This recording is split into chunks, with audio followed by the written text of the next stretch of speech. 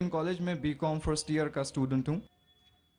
آپ نے ہم لوگوں کو دعوت کے بارے میں بتایا کہ ہم لوگ غیر مسلمان لوگوں کو اسلام کی طرف بلائیں.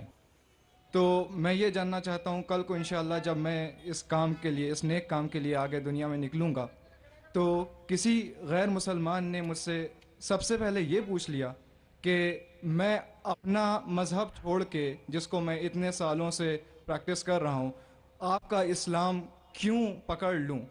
یا ایک سٹیپ آگے جا کے اس نے یہ کہہ دیا آپ اپنا اسلام چھوڑ کے میرے مذہب میں کیوں نہیں آ جاتے؟ تو ان دونوں سوالوں کا میں کیا جواب دوں؟